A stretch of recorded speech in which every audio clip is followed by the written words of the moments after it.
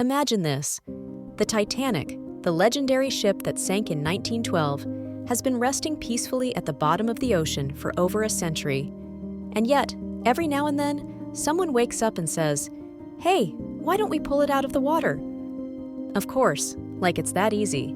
Today, we're going to explore some of the most absurd theories about how people have tried to raise the Titanic. Spoiler, none of them worked.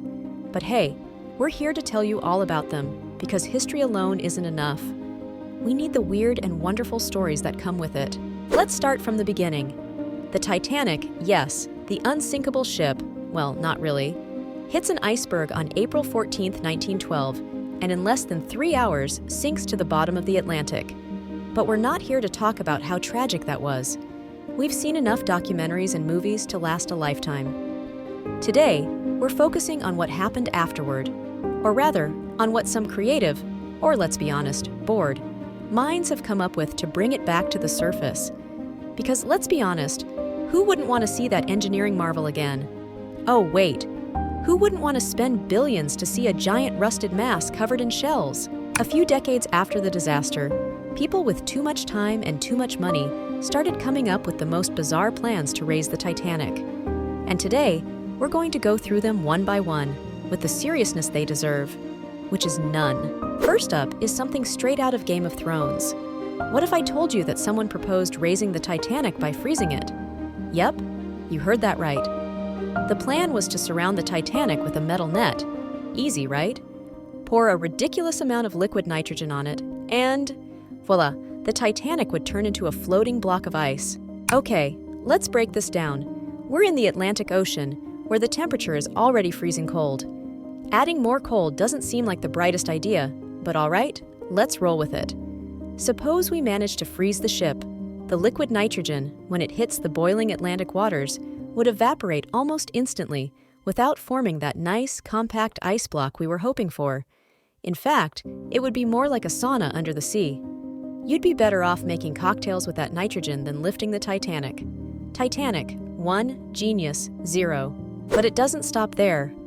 We'd also need to transport thousands of liters of liquid nitrogen, and by the time we got there, the Titanic would be wondering why we're trying to turn it into the world's largest ice cream sundae. Plus, the logistics alone are enough to make anyone quit halfway. Have you ever tried carrying a tank of liquid nitrogen? Imagine transporting thousands of them. Not only is the plan impractical, but it's also outrageously expensive. Let's throw this idea into the freezer of failed ideas. Next up, the plan with magnets. Yes, really. Imagine a massive ship equipped with gigantic magnets, ready to dive into the deep waters, illuminating the seabed with floodlights, like the Super Bowl, but underwater. The idea? The magnets latch onto the ship, and voila, the Titanic is pulled up like a stuffed animal in a claw machine. Now, there are a couple of problems. First, the Titanic is covered in shells and coral, which have decided to make that giant sunken wreck their Airbnb. So, when the magnets finally attach, instead of raising the ship, they lift a few clams and some rusty fragments. Just imagine the expedition leader's face. Oh, great! We spent millions of dollars to bring up mollusks! Oh, and I forgot to mention, those bright floodlights illuminating the abyss? Yeah, that sounds cool, but good luck powering that at 3,800 meters deep. I mean, we're talking about lighting up an area that sunlight hasn't touched in over 100 years. It's like trying to have a picnic on the moon. Looks good on paper, but completely unrealistic. And let's not forget that no ordinary ship could handle the weight of a 50,000-ton wreck. Sure, you might think, hey, can't we just use a bigger ship? But here's the thing. Even the world's biggest salvage ships would struggle with that kind of weight. Titanic, 2, genius, 0. Now, ladies and gentlemen, we come to the idea that deserves the "Who actually thought this was a good idea?" award. Imagine a room full of scientists, engineers, and brilliant minds. Someone raises their hand and says, "Hey, let's fill the Titanic with ping-pong balls to make it float."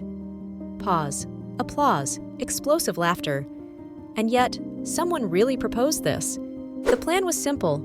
We fill the Titanic with hundreds of thousands of ping-pong balls, because apparently there's an endless supply of unused balls, and their air-filled interiors will lift the wreck to the surface. Physics, however, is like that person who rolls their eyes at you with disdain. The Titanic is so deep underwater that the pressure would crush those balls like popcorn under a steamroller. Even if, somehow, the balls survived the pressure, the Titanic is full of holes. The balls would come streaming out like compressed air, and we'd be left with a lovely Finding Nemo scene, with balls floating aimlessly in the ocean. But the Titanic? Still lying there, unfazed. You know what might have worked better? Rubber ducks. Hundreds of thousands of rubber ducks. At least if they started floating to the surface, it'd be adorable, and we could claim it as some kind of modern art installation. We could call it the Great Duck Antic. Next up, Vaseline. Yep, you heard that right, Vaseline. The plan was to fill the Titanic with Vaseline because apparently this would float and raise the ship. There's so much wrong with this idea that I don't even know where to start. Vaseline is a slippery, greasy substance, perfect for dry elbows, but raising a 50,000-ton ship? Once again, physics says, no. The ocean pressure would crush the containers of Vaseline, and instead of lifting the Titanic, we'd end up with a wreck smeared in Vaseline, with no hope of recovery. Imagine the fish slipping along the hull, wondering what on earth we're doing. Hey, look, Carl, the humans are back with another genius idea, and we can't talk about crazy plans without mentioning the giant hook idea. This plan involves lowering a massive hook into the ocean, like we're going fishing, except instead of a fish, we're hooking the Titanic, which is as big as a 17-story building. Of course, the idea is brilliant if we were living in a cartoon. But in real life, the hook would need to be so large that it would weigh 10 tons on its own. And no ship in the world, not even the largest ones, could lift all that weight. It's as if someone watched Moby Dick and thought, yeah, we can totally fish out the Titanic. You thought we were done with ping-pong balls? Think again. Someone proposed a variation. Forget the simple plastic balls, and let's use an ultralight material filled with air, but much more durable than plastic. Surely this will work, right? Well, no. Even if we use some super high-tech material, the kind they use to build NASA spaceships, the amount of balls needed to lift the Titanic would fill half the ocean. Not to mention that once raised, the Titanic would still be a rusted mess full of holes. Maybe it's time to abandon this plan too. And let's not forget about some of the truly wild ideas, like using explosives. Yes, someone actually proposed blowing up the Titanic to raise it. Because when you can't lift a massive ship, clearly the next logical step is to explode it. Right? Well, even if you could somehow bring down a massive amount of dynamite to the wreck, the pressure down there would likely cause the explosives to fail, or worse, create an even bigger mess. Imagine blowing up the Titanic, and instead of a grand salvage mission, you just end up scattering it across the seabed even more. Mission failed, but at least we get some new artifacts to sell on eBay. So after all these insane plans, what have we learned? The Titanic is a symbol of history and tragedy, but also of hope and remembrance. After all these failed attempts, the moral of the story is clear. Maybe it's better to let it rest down there, where nature has created its own ecosystem around it. It's time to let the giant rest in peace. What do you think of all these ideas? Which one is your favorite for raising the Titanic? Do you have an equally crazy idea?